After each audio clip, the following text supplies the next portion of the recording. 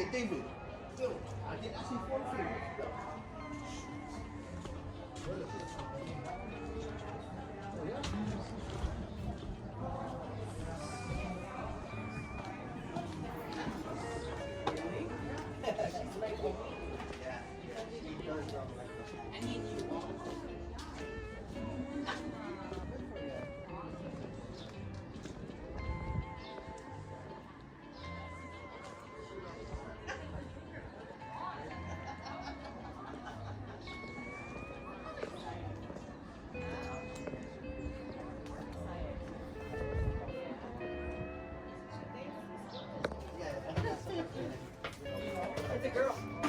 Yes, so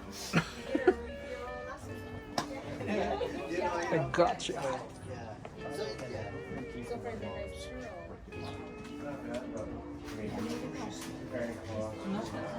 Really? Oh. All new, bro. The floor is new.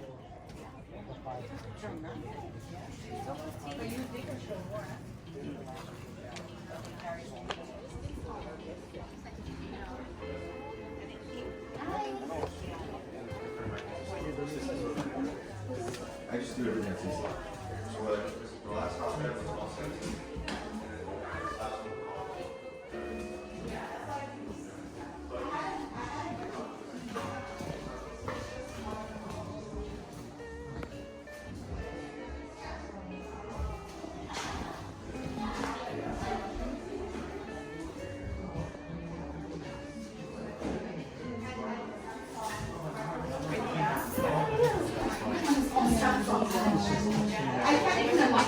Oh, I can't stand it.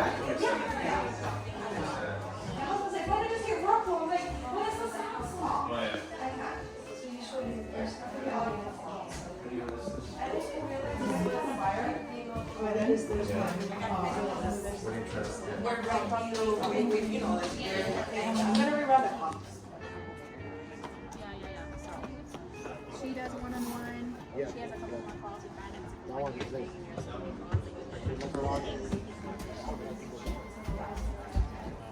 And then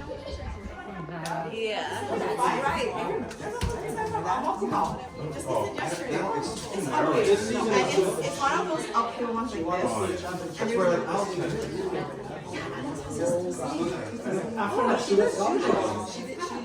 This one? okay, that's fine. They don't. When did you start doing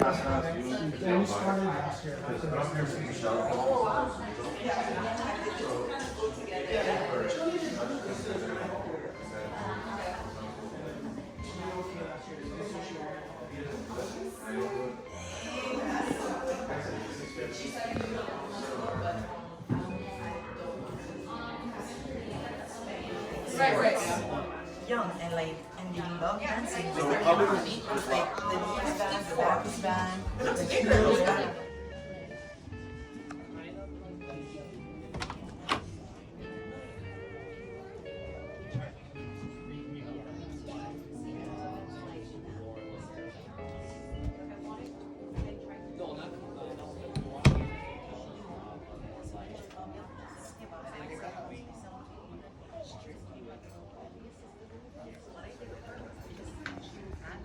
This is all trust now, right?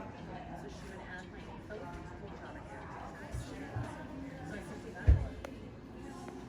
like Active Flips. Most of you guys know us. My husband, Justo, myself. So I just wanted to kind of get everybody together just to network and with like-minded people and all that. So what we'll do is we'll share our story and stuff like that, and then we do have a special guest, Alder from Oahu, our dear friend. So we got started real estate in 2018. And I was super scared. We took mentoring and mastermind classes. So we finished that course up. We still was kind of scared. And then it took us a whole year to actually get a property under contract, only because we were fearful. We let go a lot of opportunities because we had a set number. And we just was letting go properties because our mentors was kind of teaching us, you know, if it's not 6 digits, don't take it. We're like, we're losing all those opportunities. So we're like, you know, we have to lower our profit margin. So after we did that, then we started getting deals. And our first deal was actually a referral from my husband, which he can kind of go over that too. Yeah, the referral came up. That was in Kahului, and that property was actually, we were kind of blessed to have the property because that friend was actually moving, and he was actually moving to Japan, and he needed to like now. So again, we talk, we run numbers. Overanalyze numbers, that's me. Yeah. Like maybe 100 times. And then basically you gotta have one goal to what you want to do. You have a plan what you want to do with the property, and see where your numbers are. Be scared and see them again. And then we called one of our mentors, which is Richie, and we threw him over again. And then he just said, "Oh, you know what? Run your numbers right, do them, and then you guys can always read the book of riding on bike. But if you know, like get on the bike." You're not doing anything, just reading the book. So you gotta make sure to ride the bike. And that's our first actual like rehab and using hard money. For those of you who don't know what hard money is, it's a non-conventional lending company that lends you money to do your rehab, but it is a high interest cost. So learning to do all that and learning your numbers correctly will get you in the right place. I mean, of course, you're not gonna always hit the target, but at least you kind of know where you're at. So that's where our lending journey, our real estate journey began from that. And then from that on, we were addicted after we finished our property, we rented it out and all that. Yeah, it's super scared, but I think if you just jump in, you're gonna learn. And you don't have to know everything in real estate to just jump in. I mean, of course you gotta be educated, but just gotta jump and then you're gonna learn from there. We learn from our mistakes. Yeah, I mean, learn from our mistakes, and mistakes. we learn from everybody else, like you guys. And that's basically like networking with everybody. And we wanted to introduce this to our daughter, which she had a lot of questions about. What is one niche, and so we told her to become the property manager, started picking up all the colors and. Yeah, so this is one of the projects that she kind of helped us with. We taught her to do how to figure out the ARV, how to run numbers. She learned like a lot of stuff, and I should share a little bit about it too, of what she learned from this. And she has her own definitions, let me tell you. But You wanna share? but yeah, so moving forward, I mean, it's an addiction when you do have when you like, especially like fix and flip. Only because you get to see the before and the after, and it's very satisfying, and for me it's very gratifying, and of course helping others too get homes for other people who's looking, especially helping the locals, I think, because Hawaii has been getting out of price of paradise, so we want to at least help them out too with rent or fix and flips. Yeah, so we invest normally in Hawaii. And we do have a few properties in the mainland too, so we're working on that. But we love investing in Hawaii because appreciation is there. Once you get a property under contract, it's like rare to actually get under contract in like a fix and flip or a buy and hold. It's rare in Hawaii. So once you get one, it's like hang on to it. But a lot of learning lessons though with us. I think. For me, the biggest thing is I have to get over my fear, and my mindset is one of them. Just the mindset is when they start talking to you and negative stuff starts happening, then you get more scared. So I have to learn to basically. Then we call Richie from Good Luck. Yeah. So I mean, mindset is a huge factor when it comes to and everything in life too. Have to learn to do it. And then when we make mistakes, we learn from it and make sure we don't do it again the next time. So as real estate investors, you have to always do it because nothing goes perfect. But you want to share other challenges that we have too? More so calling up other investors and asking questions what they did, what they never did, all the rights and wrongs, who we can contact for contractors, who we can contact for. And that's another thing is contractors. You have to get the right contractors because I was at a point in our other projects that I wanted to fire them because they weren't doing their jobs or they're just sloppy. Yeah. So those are the other things too that you have to consider. Like, get a good team of contractors. If you guys find any views, if you guys want to take it on yourself, or you just really want to find out with anybody. We also it's called private money lending, or if you want to like JV, which is junior venture. We also help others too who wants to get in a deal or who wants to get a high rate of return on their savings account. We also help with the process too.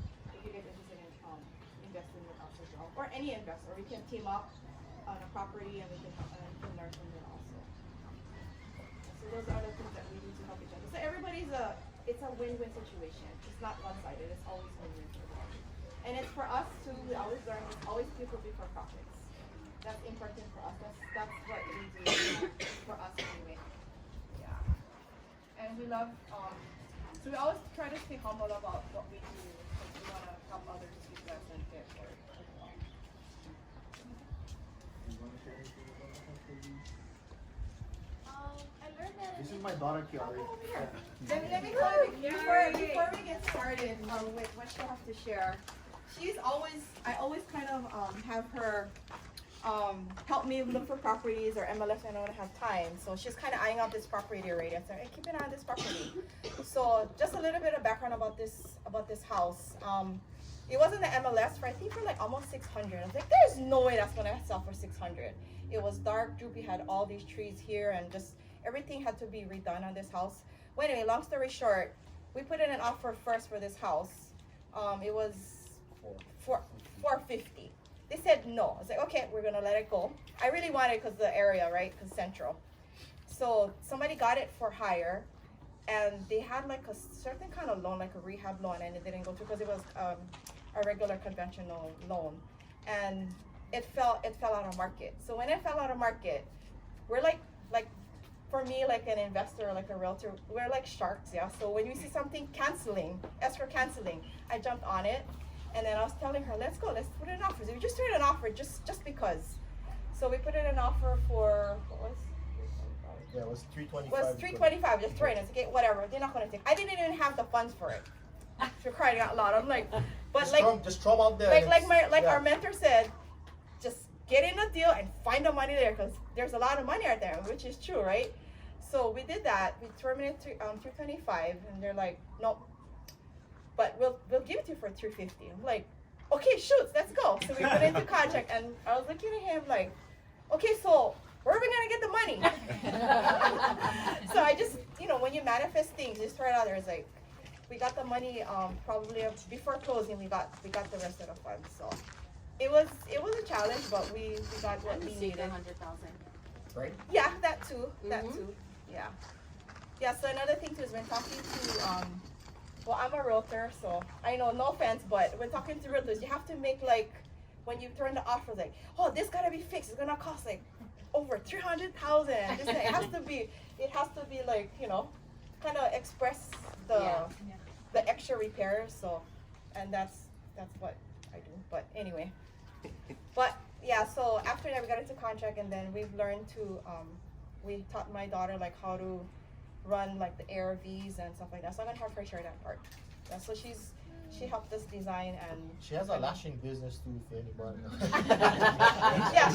yeah. Also on Instagram, Key Aesthetics at Maui. I do lashes, like right over here in the studio. But hi everyone, thank you for coming tonight. My name is Kiari. I don't have my first deal yet, but then it was kind of fun and interesting working on this one. I didn't really know what was going on with the numbers. She was showing me like we would meet like every week, But then I did like learn some stuff and made it my own definition. Like I learned that in nature is like the soap holder. You know, in the shower. Yeah, that's a soap holder. And then I learned the truss is like a umbrella, I call it, because it's like over the roof. But you know, I just had to make it work for how I understand. And There's another one that you said that was funny. I don't know. Something about, I think, the fascia or whatever it was. But anyway. Oh, the fascia, like the eyeliner. Uh-huh. Like the eyeliner of the house. Should be So I don't know. I just kind of did it like in terms that I understand. Make it beautified. But yeah, from just kind of seeing how this property transformed, I didn't really see the vision from the beginning, and then like once I started like seeing the contractors come and like how everything was gonna lay out, I was like, oh, okay, this is kind of fun now. In the beginning, I was like, I don't want to flip. I don't want to do anything with this. Like, I just don't want to deal with it. And then I don't know, shopping on Amazon was fun. Picking out like the colors and just dealing with the property was pretty interesting. It's kind of frustrating in the beginning because it was raining, so it took a little bit longer to like finish up. But then I'm kind of like addicted to like looking at deals and like seeing like where we could possibly put one in. And I do eventually want to get like my own under contract. But I think my fear again is like, what if I do put in an offer and where's the money? You know, just kind of scared that it's gonna get accepted. But but yeah, it was a good learning experience. Can't wait for the future ones and working with other investors too. So. What is the one best takeaway for you? Like for just the project itself. What do you think was like, what is one thing that you learned that is your takeaway? The uglier the better. Hey, wait, I heard that from Uncle Richie earlier. How long did this rehab take you from when you purchased it to? I think we found it in I think we found it like at the ending of December, and then it kind of it went through in January, and then it rained for like 3 a weeks. couple weeks. Oh yeah. And then that held everything back. So. Little 6 months. No. Today is exactly 4 months today. 4 months. Yeah, was it 2050 started? Full rebuild. Full rebuild. Yeah.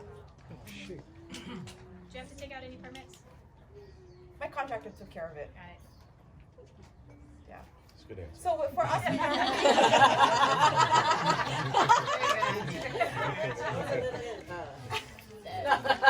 Just mind my business. That's why you have a contractor. yeah. But again, yeah. So we as a family, we want to get everybody into the business too. And then we have my son as a photographer, my daughter, kind of teaching her the ropes too. So, because if we die, you know, they're gonna take over anyway. So, but anyway. You hope, right? Yeah, God, hope. in I this hope it's right. generation, you want them to Yeah, continue exactly. on. Yeah. So yeah, that's a little bit about our journey, about what we do, and we hope to continue to keep doing this.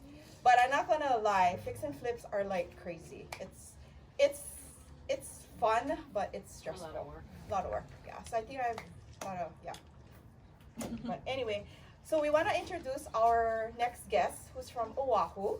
He's our dear friend and great mentor. So he was the one that actually, again, got us into, he pushed us, for me, I feel like he pushed us over the edge, because I never know like a lot of stuff. I never know about contracting. I never know estimates, nothing at all. And especially like using hard money and stuff like that, I never knew anything. So we flew him over in our first deal, and he helped us walk the property, look at this and that, and help us to manage, the numbers and stuff like that. So yeah, he was the one that always, what stuck to me was just jump and you grow your wings all the way down. So, which is true. So, I mean, we're still growing our wings, but anyway, Richie Baguio is from Oahu. He's a master flipper. He's fixed so much homes. He does multifamily, he does syndications, and he's just a great person altogether, and he's always willing to help. So, and that's why we love Richie. We brought him over for our first meetup, because he was the one that inspired us with real estate. So we want to introduce Richie Baguio from Oahu. Thank you. Thank you guys for flying me over again. Yeah, of course. Anytime. I want to touch a little bit what Karen said. Flipping is not easy. It's easy when you watch it on Instagram, but there's a lot of challenges, especially the ones that you don't know until you own the house when it comes to the rehab side. But just a little bit about myself. I'm Richie Baguio. I am an investor. I live on Oahu. I mainly flip on Oahu, but we have rentals on Oahu and also in 3 different states. And we do LP syndications, just limited partner syndications, multifamily, just a little over $1,000 doors, and 4 shopping centers. And we also own a commercial medical building, small one. But my main focus is flipping on Oahu and use that income to buy more passive properties. There's a lot of people that do a lot of flips a year or a lot in a month. We don't do too much. I only have 4 live rehabs going on right now. We have 3 vacant lots that we're waiting for permits to be built, and another permit for a tear down that we're gonna build a new house on. It's I guess I don't do too many, but the space that I'm in now, we're able to do larger projects. Most of the projects that we do, Oahu is already expensive, but we're still buying more expensive properties. My newest acquisition was a smaller one, but the one before that was a 2.2 million purchase and about a $500,000 rehab. And we're selling it, well, our projected ARV was 3.3 to 3.5 at that time. It's now 3.8 to 4 million. So we don't do too many, but the numbers are better. I'll share a little bit about the one I bought before that. There was a house that I was gonna buy where I was gonna spend, my offer was only gonna be 1.25 million at the most. They told me no. They told me 1.4, but comes with a lot next door. So we bought both, 2 contracts. So I bought the house, instead of 1.25, I bought it for 1.399, and I paid $1,000 cash for the lot. That house, the ARV is 2.5. We're spending about 400, so we'll be in at about 1.8. After all of our holding closing, we'll be in at about 2 million, and then it's about 2.5 on the ARV. I already sold a lot in December that I bought for $1,000 for 450,000. All right. Yeah. So that was a good deal. But I say those things because we're playing in the space. If you don't play in the game, you're never gonna get a deal. So, but it didn't start that way. The deals were always smaller at first, but we have to play and we gotta do those base hits to hit the home runs. Like what Karen said, at first you're scared of a $60,000 rehab, and now you're doing, multiple 6-figure. Yeah. But just get in the space. I'm just gonna ask, just by show of hands, I know everyone here wants to be in real estate because you're here, but how many of you are actually doing something in real estate right now? Okay. And I did talk to some of you guys already.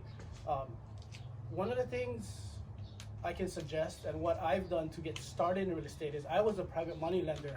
That was the first thing I did as a real estate investor. I gave somebody some money, got some money back. And now we continue to do it. So we still lend now and make good returns on it. We don't lend to ourselves, we lend it to other people, but lending is a good way to get started. I say that because my lenders, what they get from me is education. Especially new lenders that want to do this type of work or get in this space, I provide them with education and interest. So it's a win-win for everybody. I get to borrow their money, get a project done, and at the same time they get to learn the process along the way on the property that they're invested in. And then they get a return at the end too. By doing that, I have about 3 lenders that now flip houses for themselves. So I think lending to someone, Justo and Karen, is a good way to get started, because it's always easier to work with somebody, especially in the beginning, and try to figure everything out on your own. Don't invent the wheel. Someone's doing it. Just learn from them and do it with them. It mitigates your risk.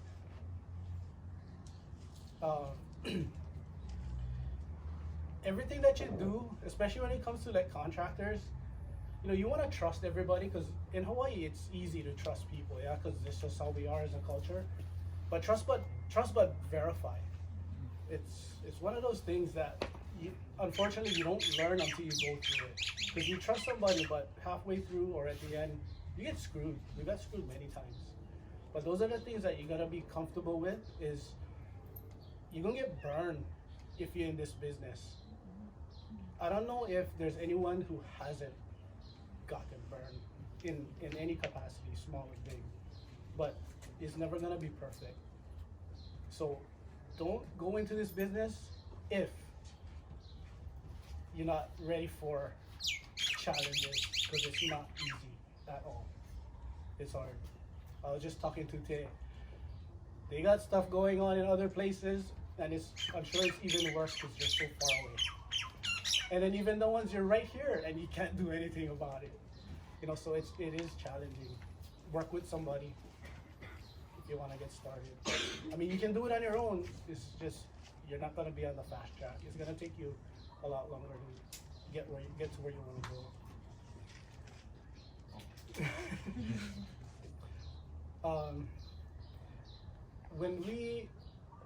When I got here today, we were talking about, what are we going to talk about? I wing everything. Yeah. So I like to get a feel of what's going on with the people I talk to. Is there anything that's burning in your minds right now that you want to ask?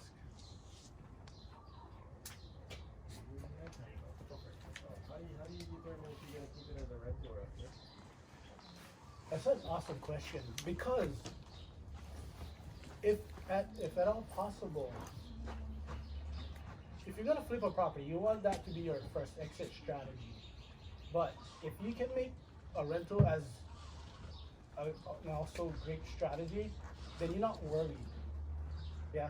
So if you can have both of those exit strategies, then you don't have to decide. Yeah. Because you're still gonna sell it because that's what you want to do. But if it doesn't, you get to keep it and it doesn't hurt you. If the second option works. But if you can have those two options and don't have to decide, that's where it's good. But if on Oahu we can't, it's hard to have a exit strategy as a rental, as a second option. So unfortunately we do have to figure it out on the flip side. We just know we can't rent it. It just depends on The prices, yeah, the prices are just too high. If you can find the good deals where rental works, but you want to flip it, then yeah, then you don't have to decide because you have both options that work. I don't know if that answers your question, but that's the best way I can explain that. Yeah. I want to piggyback on that one. Like for us, how we determine if we're gonna keep it or not, if it's You're going to smoking deal and it's like, Yeah. We did.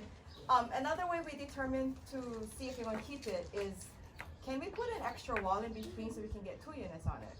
So that's if we can do it that way, then we house hack, yeah? So that's another way that we determine if we can keep it. Yeah. But this one, you can't because it's only a 2-bedroom, so, yeah. It's always highest and best use. Yes. Yeah. And yeah. Okay, have you gone through the 2008 financial crisis, and how does the current market with the rising interest rates affect your decisions on how you're gonna invest in the short term? I'm so glad you asked that. 2008. And I'm pretty confident that what I'm about to share you probably never heard of before. So in 2000, so I used to work for Aloha Airlines. I'm an aircraft mechanic by trade. I was an aircraft inspector at that time, in 2008. If you guys remember, in 2008, Aloha Airlines shut down. Yeah. So the super cool thing was, I was halfway through the refinance of my house that I just built from Virgin Land. So I had a land loan and a construction loan. So yes, and I'll get more into detail about it. 2008, we had the house, we finished building it. A mortgage was $8,000 a month. I was like, okay, we can handle this for a couple months because now the house is done, we can refinance this thing and lower our payments. But halfway through the refinance, the airline shut down, so I'm unemployed with an $8,000 mortgage. At that time, I had 2 young kids and one just turned 1 year old, which was going in and out of the hospital because he was going through surgeries. So no job, son going in and out of surgeries, mortgage at $8,000. It's like, what are you gonna do? My wife was threatening divorce all the time. Like, we fight all the time. One of the things we did, you know, in your paycheck, and then you can change your withholdings from your federal and state. 19. 19. 19 and 19, federal and state. On my wife's job. I'm unemployed. She's cranking it, 19 and 19. I calculated on the W4, I'm like, crank them, 19 and 19. So she's barely paying any taxes every 2 weeks. And then I was doing side jobs. Because my other business, it was a hobby at that time, was I built custom cars. I specialized in air suspension. So I was doing that full time on the side for cash. And at that time, it was enough. Her income, my side job was enough to pay the mortgage. The bank said, we cannot continue this refinance because you're unemployed. I'm like, so I can pay $8,000, but I cannot refi. They said, yeah, you gotta have one job for at least 6 months. I went to Hawaiian Airlines. I said, hey, I still in the same kind of job. No, different employer. So it was 14 months we ended up paying $8,000. And it's not 8,000, it was 7,800, whatever. Still feels the same. So yeah, I felt that. I really did. We really felt that as a family. It wasn't a good time. It's definitely a bad time. But I finally, 14 months later, we were able to refinance, and it was down to $6,000. I was so happy at $6,000. But after about 6 months later, the rates dropped again. We refined again, and we were down to $5,000. And I was happy as shit. I was like, $5,000 for the next 30 years, be good. And then you probably get like 500,000 equity now. Yeah, it's more. Yeah. So we still have that house. But 2008. But now with the current market, yes, interest rates does affect it, and it does affect our decision making quite a bit. But that's why I like to play in the higher price point homes, because those buyers don't get affected by market. If they're buying a $4 million house, they don't care if it changes 0.5%. Yeah. It's our projects that are cheaper or lower entry is the one that we have to kind of figure out.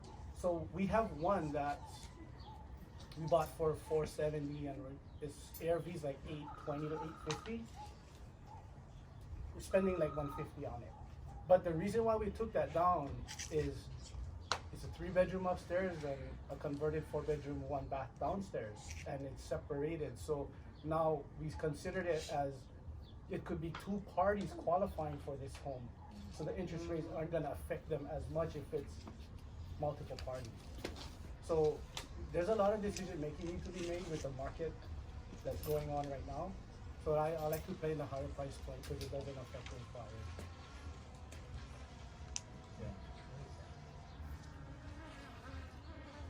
Do you CPR any properties? Yes. So we bought one property that we actually did a subdivision first. So we subdivided it into 3 lots. The front lot, we can build a single family home. The middle and back lot, we're building 2 duplexes.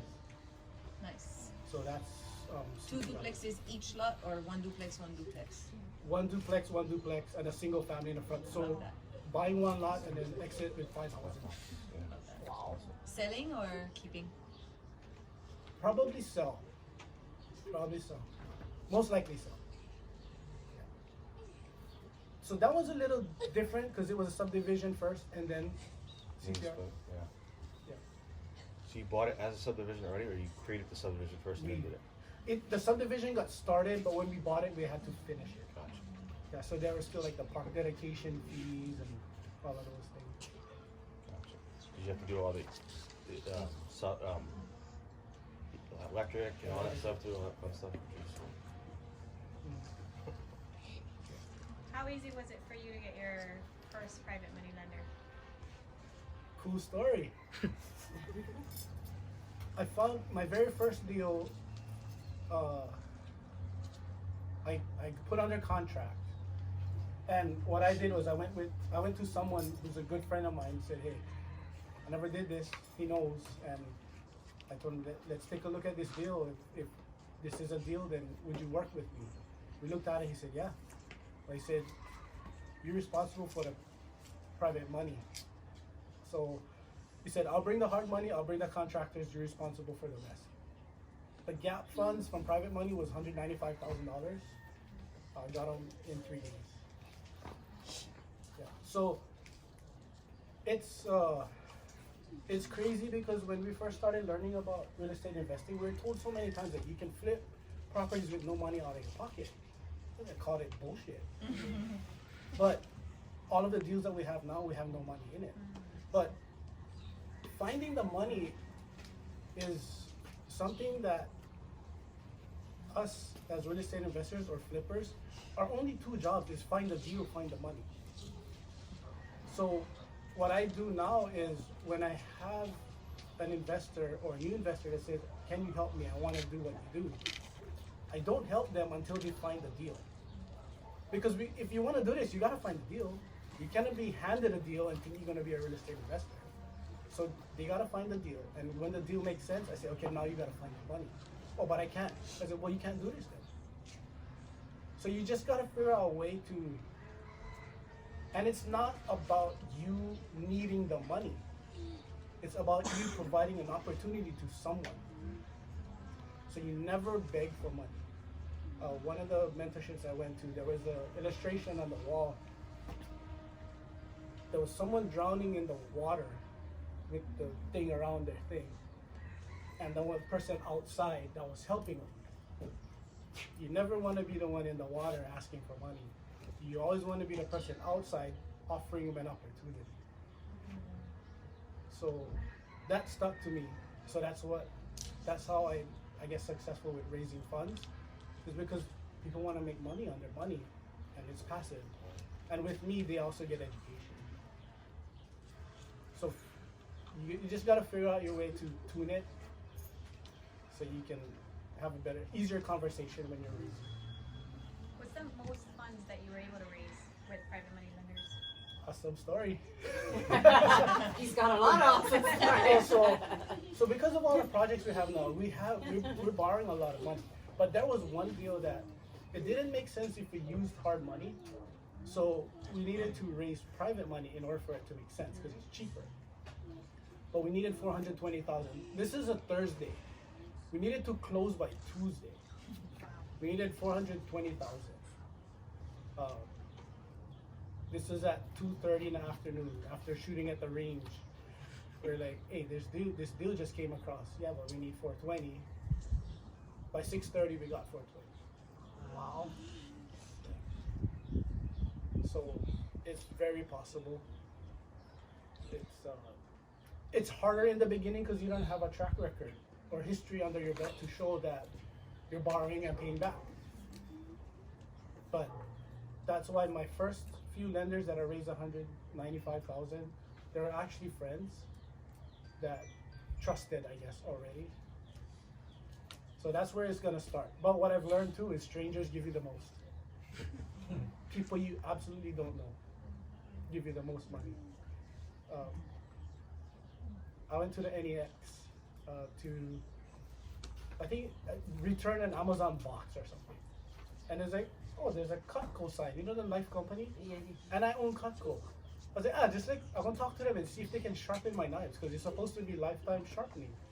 So I talked to him and said, can you sharpen my? He said, yeah. He said, I'm busy right now. If you can come back on Saturday, I can sharpen your knives. That was a Thursday. So I went back on Saturday. I rolled up all my knives in a towel, threw my backpack, and I gave it to him. He sharpened his knife. And this guy was trying to sell me knives. He was still trying to, he was just pitching me new knives.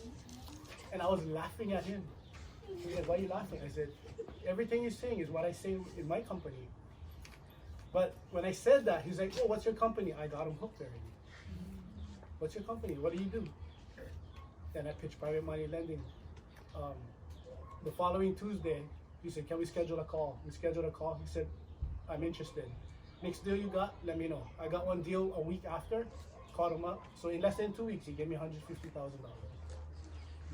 Complete stranger. So the people you don't know give you the most. Do you secure your private money lenders on the mortgage? Yes. Not all the time though. So it depends. Depends if your hard money. Some hard money lenders won't allow you to have a second lien, so maybe not. But also at the same time, it's based on trust. And for me, I'm never gonna not pay my private lenders. If I lose in a deal, who cares? I lose in a deal, but they're not gonna lose. So I'm gonna make sure that they're gonna get paid, whatever they lent me and the interest that they're owed. I have some lenders because I do a minimum of $50,000. So, I mean, if I got a $4 million property, you're lending me $50,000. You want a lien position on this thing? Yeah. Right. I mean, we can, but your $50,000, I'm still gonna need another $300,000, $400,000. You want to share lien with this many people at $50,000? I'd rather just bring one $400,000 guy and give him lien. So it depends. Yes and no. So is that how you fund a deal with none of your own money? You find a private money to fund your private money that funds your hard money? No, hard money lenders. So our hard money lenders that we use now will fund anywhere from 80 to 90% of the purchase price, and we're responsible for the down payment. So if they give me 90%, I'm responsible for 10%. If I buy $1 million property, they'll give me 900, and I need 100. That's where I raise private money from. And also, the hard money lenders that we use will fund 100% of the construction costs. But I also over-raise because I also want to have funds available and upfront. So if I need 100, I still may raise 200. Just so I can make sure I always have enough, because there's things you're never gonna foresee. Especially the way hard money works is you don't get the construction funds upfront most of the time. You have to show work first and then you get money back. So you have to spend, get certain, I'm gonna get the porch done and all this. The porch is gonna cost me 20 grand. And then you say, okay, I want my porch money, but you already spent to get it done. How much of your projects are you using hard money and how much are private money right now? The last one I did was 90% hard money. Okay. And that was the 2.2 mil purchase price. And they gave me 100% of rehab. Can you give us a few names of the hard money lenders you use for Hawaii? Actually, it's only one now because there was some stuff going on with Civic. Yeah. Who do you use now? So it's Corridem. Yeah. Okay, cool. I use them out of state. They're so good. So Yeah. good. Yeah. With Corridem, with fix and flips, it costs more, but also Easy, yeah. it's easier now, but I also don't need to raise so much funds for my holding costs to pay my monthly mortgage because they wrap my monthly mortgage into the loan. My mortgage payment on that 2 million plus flip is like $27,000 a month. Can you So- explain the interest in your mortgage? Yeah. What is that? Yeah, so let's just say they give me let's say they give me $500,000 for the purchase, and the monthly payment is $3,500. What they'll do is they'll take $3,500 for 12 months and wrap that amount into the loan. So my loan amount is higher, But you're not paying but I anything in the don't need month. to make monthly payments. Yeah. It costs more, but you bring in less private money. So the reason why I like it is if I bring in less private money to this deal, that means I can do more deals at the same time. Because you have more private money available. And have you used hard money for multiple projects at the same time? They're all hard money. So you The can have deals three, I have right now is so all you hard can have money. 3 like concurring projects happening right now, all 3 people. And they'll all fund it. I have 4 of them right now with them and they're With hard funding. money. Actually no, we have 6 of them, 6 with them right now.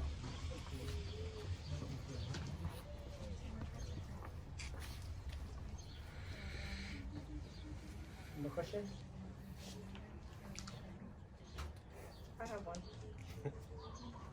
What are some of the important learning lessons that you've learned throughout your journey?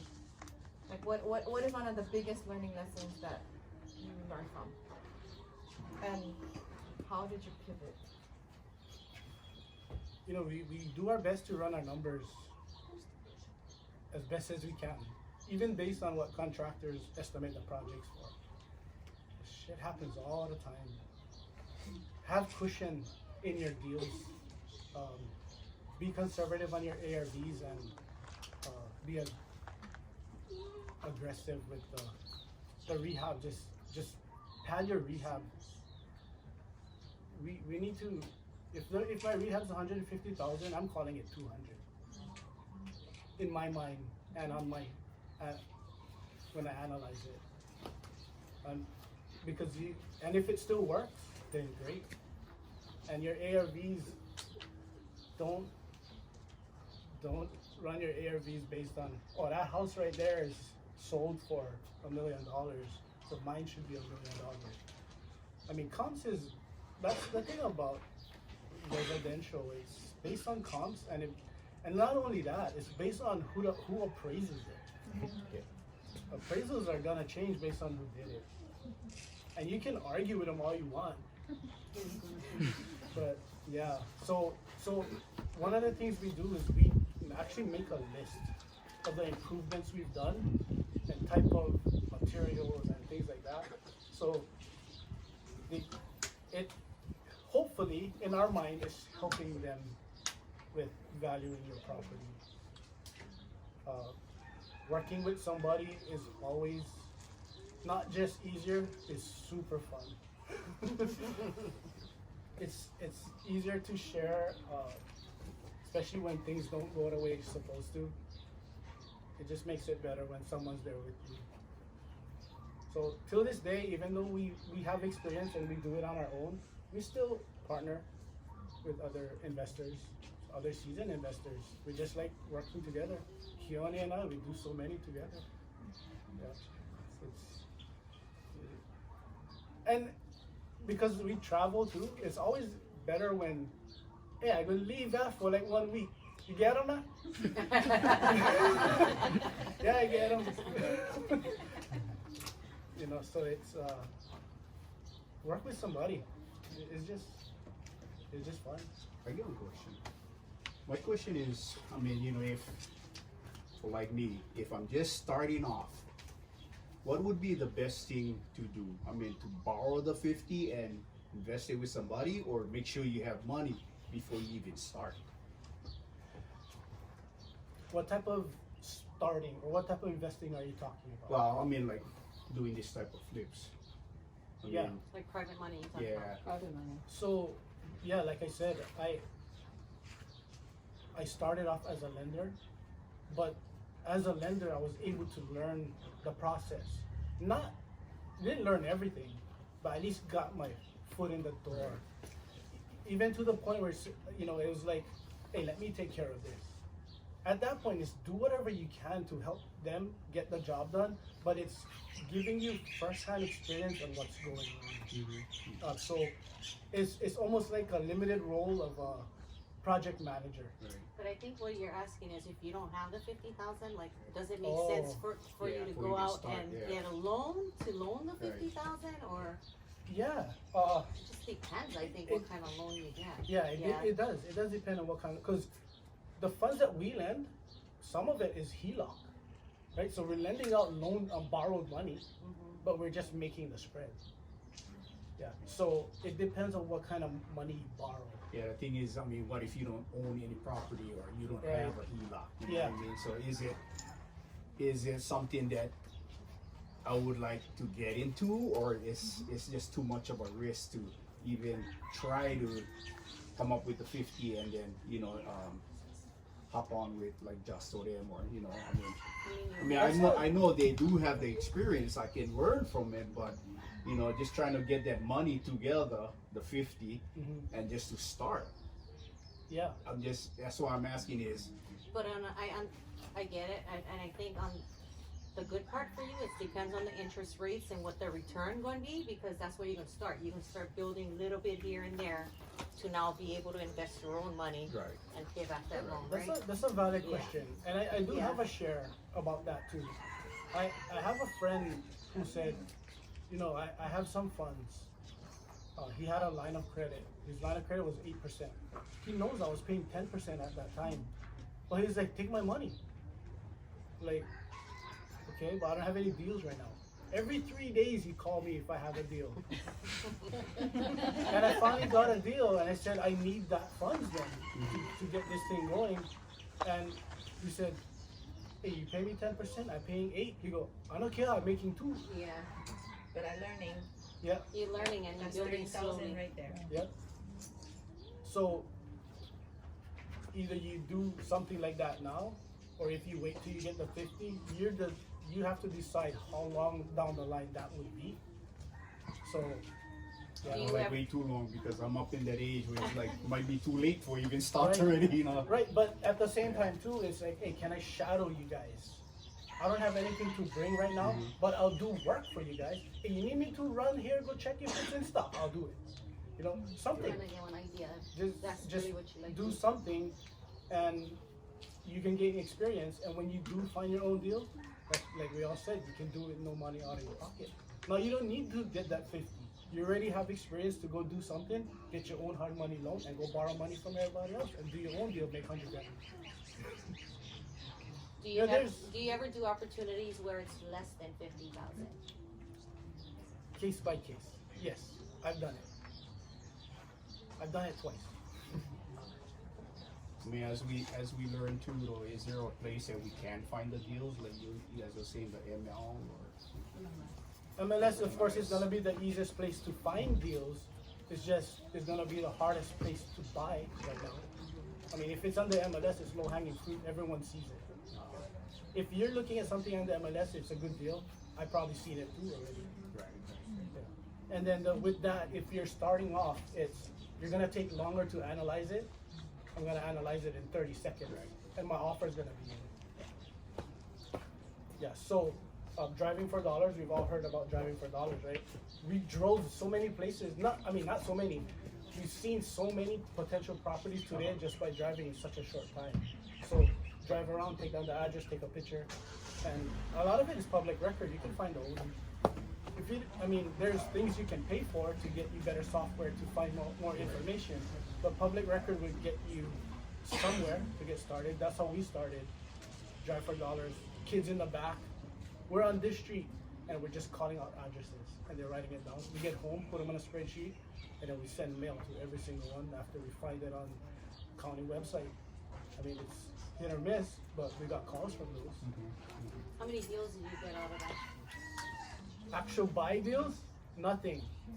But so many leads were, hey brother, I'm not selling right now. But I know somebody that's But selling. Mrs. the kind down the street, Yeah. yeah. I used to cut her grass when I was young and she's too old already. You know, you'll find something. But it's all about consistency. Yeah. If you do it for 1 month and say, this thing will work, yeah, of course never work. It's not working in 1 month. Do it for a year, you'll probably get something.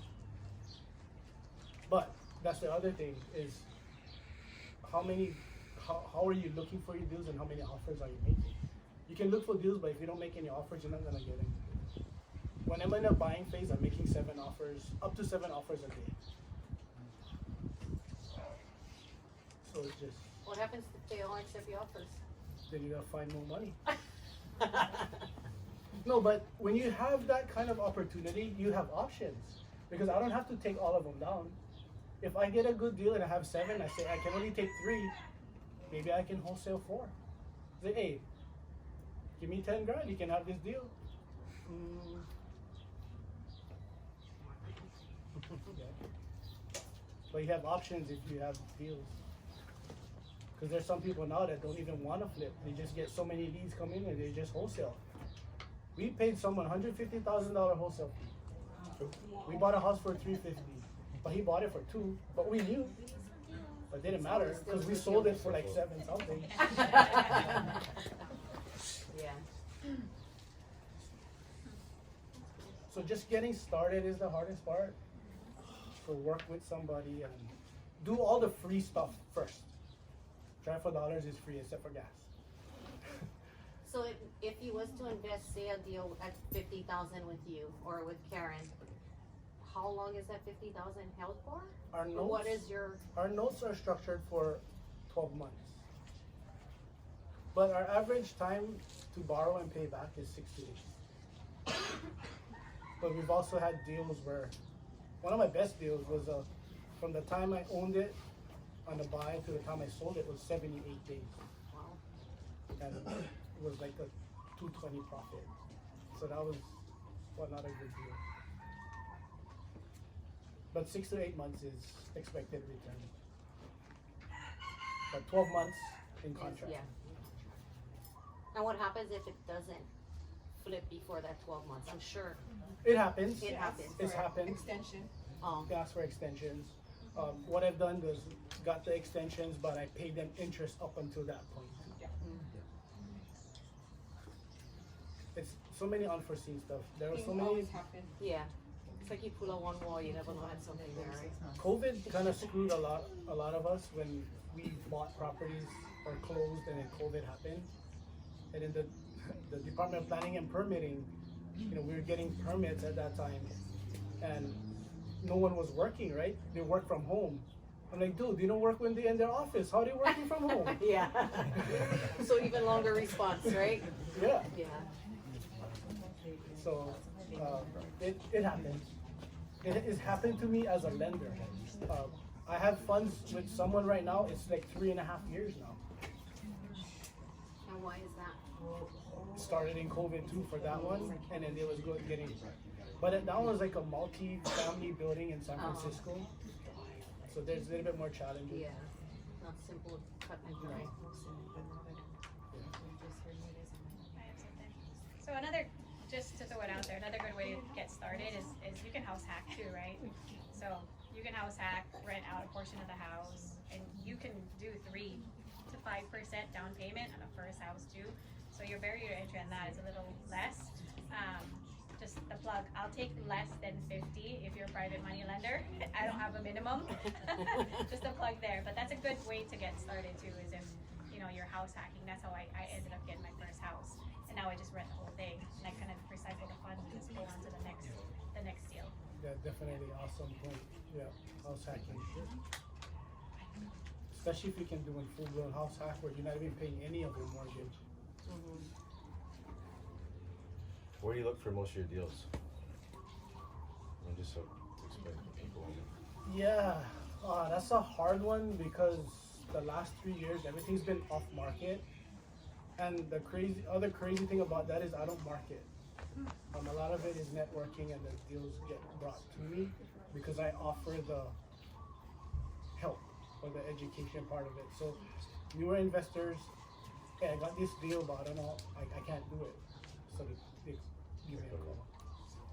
Yeah, and that one I just bought for 2.2. Someone couldn't close the deal, and they said, oh, we know someone who can, and they called me. So I haven't been really looking for deals. I'm very fortunate that deals been just coming my way at this point. But I did the text campaigns, mailers, all of those things. It's a lot of work. We have software that we can send texts every day. As fast as I can press enter, that's a text, and I can do up to 1,000 a day. So it's crazy though. You get people responding, calling you pissed off, and which is part of it. You know what you're getting into. I just don't like dealing with that. You know, AI first. Yeah. And then my days is only from like 9 to 2 is how I structure my days, because I got 4 kids. So it's like I don't have much time in the day. So dealing with texts and calls like that many in a day is a lot. But yeah, just continue to I just talk to a lot of people and let them know that I'm a buyer. What's your buy box or your criteria that you look for? I know you mentioned the higher end or higher purchase price someone goes like. Is there like a formula that you? Not so much anymore. I used to like just sticking with single family, like 3-4 bedroom houses. At like the up to $1 million. But after doing like my first 1.5 million, it's like, okay, maybe it's 2 million. So there's really no buy box anymore when it comes to Oahu. I'm very familiar with the market, I guess all over the island, so I don't really have a buy box when it comes to flips. But our rentals will still have a buy box of like a 3-2, 3-1, or maybe even a 4-bedroom when it comes to single family. Multiple units or? Doesn't have to be. Doesn't have to be? Yeah, I mean, multiple units would be good or better. It's just if the single family home is a good deal, then we'll still do it. 1% rule or not? 1% rule is good. I don't think there's not too many people even getting the 1% rule anymore. And there's so many people that are doing burrs that. What is burrs? So the burrs, right? A lot of people do burrs out of state. You can do burrs here. I mean, Carrington does burrs here, but the burrs is you buy, you renovate, you rent it, you refinance it, and then you repeat the process. Yeah. But even the guys that's doing burrs right now, they're not even getting all their money back after the refi. So it's not a true burr because they're not repeating it. If you're not familiar with burrs, it's what I just mentioned. So I guess easiest way to give it is to give an example. We bought a house for $72,000 in the Midwest. It was a small rehab, like $8 grand. So it was all in at $80,000. I took the money, bought it for 72, spent the 80 grand, put a renter in, and then the house appraised for 121. So we could refinance it and take some money out. I just said, I just want my 80 grand back. So refinance it, got my 80 grand back. Now we have a renter that's paying the mortgage and we have no money in. Now we can take that 80 grand and repeat. Most burrs right now is they can't even take all their money out, so they can't complete a refi and they can't do the repeat. So the 1% rule is a little hard because of interest rates. Are you finding refis at a 75% loan to value or 70%? Is that what you're? 75. 75 on investor. Yeah. Still 80% on primary.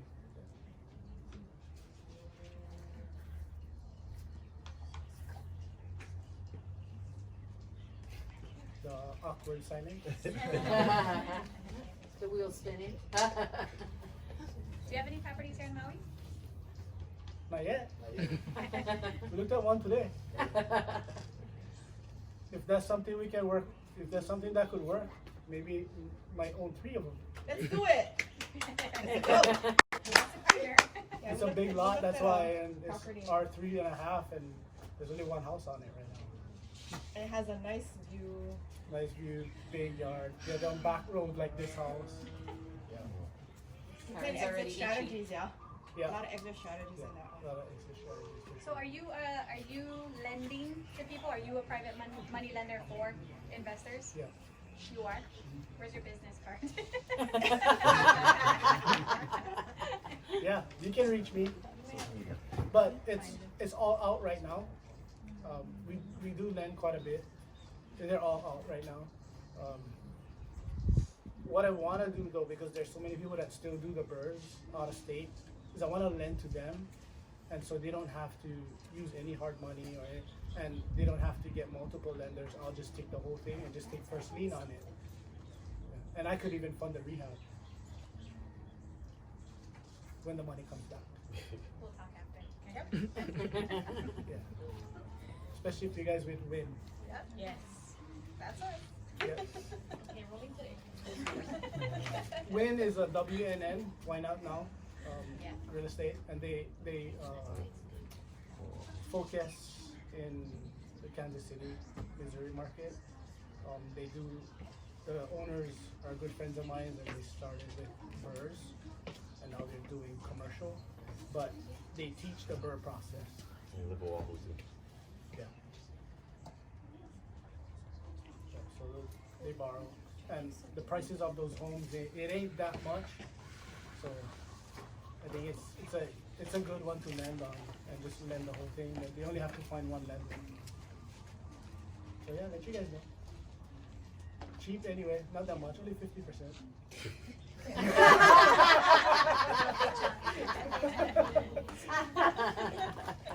No, it's kind of crazy because we lend. There was an opportunity where someone really needed money really fast, and I didn't even set the terms. They said we need to borrow. They was the ones drowning, right? I was the one that was the opposite. But they said, oh, we're gonna borrow money for 6 months. If it takes 6 months, we'll pay you 30%.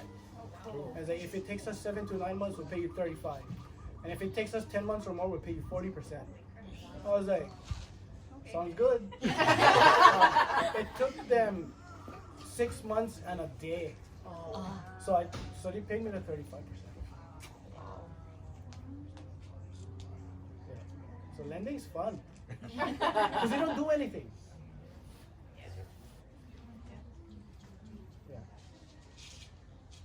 How do you vet your lender, like lending before you? How do you vet your? The borrowers or borrowers? Of course, the conversation always had to happen, and I'm gonna look at the deal myself. I may not be familiar with it, but I'm familiar with numbers. And if I'm lending to a deal like say in the Midwest where I'm first lien, then it almost doesn't really matter because I have first lien position on it. If they can't perform, I can essentially take the property. Mm-hmm. Yeah. Have you done tax lien auctions? I looked into it, but never really got into it. So I don't know much about it. I know the process a little bit, but never experienced it.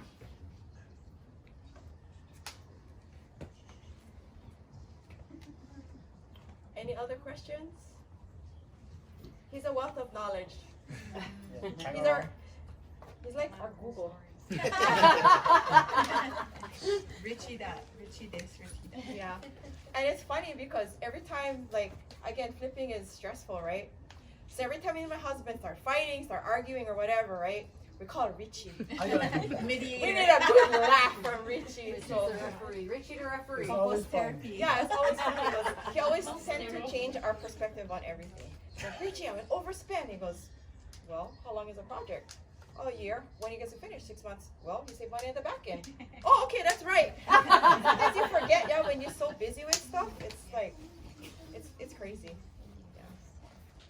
Yeah, it's fun.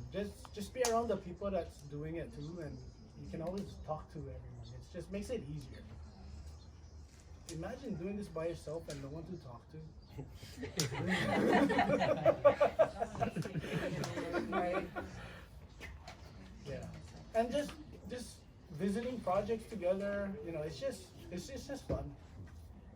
It's not easy, like I said. It's very stressful. Still wouldn't have it any other way though. And what you see on Instagram is not what it is. It's not HGTV, let me tell you. HGTV. Yeah, where they go in one show and yeah, they they screw it up. Yeah, they don't show the spaghetti bowl, you know. Yeah, the back end. Yeah. But again, it's a lot of fun, and we always like to share and network with everybody. If you guys don't have any more questions, and if you guys do, I guess we'll be here for a little while. But just want to thank everybody here for coming out. Thank Karen and Justin for flying me here and just taking time to come and listen to us speak. We can talk more if you guys want. Thank you. Yeah, thank you. And we want to take a quick picture. Thank you, everybody. Over here. Yeah, right here. And if you guys have funds to lend, they're gonna need money. Oh yeah, we have a project under contract and we're looking for funds. We have a contract. We have a property on Molokai that we're in contract right now. I'm looking for more funds. So if you guys are interested, let us know. Yeah, and if we take that deal down, I'll probably be here more often. Yes. Yes. Or we can partner and go Yeah. do that deal. Oh yeah, we have Richie too. Let's go. Thank you, everybody. Yes. I hope everybody was inspired. Come on,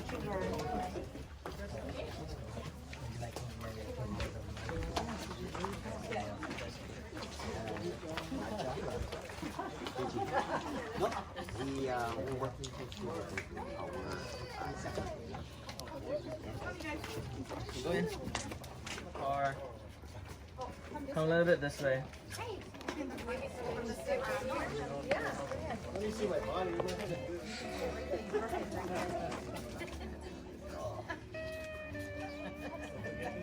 Go in.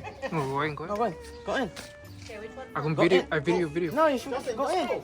Go. Ready? 1, 2, 3. You good? Got it? Go. Video. You good? By the way, one small shout out. My son works with Visionary Views for photography. yeah. So they do real estate, photos, anniversary, weddings, videos.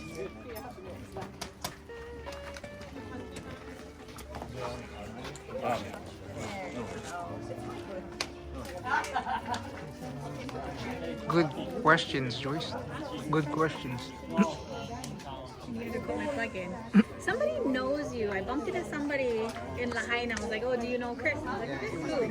He must gamble. You mean chicken fight time? No, Lucky 9. I used to be heavy. That's why. Oh, really? Yeah. That's how I grab most of my foundation for startup. Yeah. Oh, I So see. like So the we gotta Pasqua get family, RJ, the one own, what is that? The restaurant. detailing, detailing. He detail cars. He's in Lahaina. Yeah, he lives in Lahaina. RJ, you get three brothers, RJ, CJ, and PJ. Pasqua. Get the client in your cousin, guys. Pascola. J Mar, you know J Mar Pascola? I gotta see. He owns Aloha Braze, Oh. the food truck. Oh, okay, yeah. From Lahaina too. Yeah. So I think I saw your page, but you invest in properties right here too in Maui, right? Yeah, so we do buy and hold. 15th, it's a Saturday. We're gonna do a cocktail real estate conference in Kahului at Above the Wave. Well, hopefully we can do like pupus drinks or something, and then a couple Maui investors and a couple Oahu investors. We're gonna have Corey Nemoto from Kiko Capital speak. Fuzzy, who does a lot of roundups on the Big Island. Zasha. Who else? We have Tara Shim from the Big Island. She's gonna talk about financial literacy. They're good friends. And who else do I have? Oh, and Kamha and Tristan. Flippers, out-of-state investors. So we're just trying to get a blend. We just, yeah. Is the date firm? Yeah. I got the venue. And what time is it? So I'm trying to do it like late afternoon, early evening, because people are gonna travel, so they gotta catch a flight and all that. So I think like this time is good, especially summertime. yeah. But Above the Wave is like it's a nice, nice venue, chairs. Never been. I'm gonna put that circuit together later. Yeah, it's like We'll do someone some speakers. remodeled We'll do like Warehouse. Oh. just learn and network. Thank you. I really don't know. Is it Triangle Square? Yeah, but it's across. Cross. Oh, it's by that warehouse. But I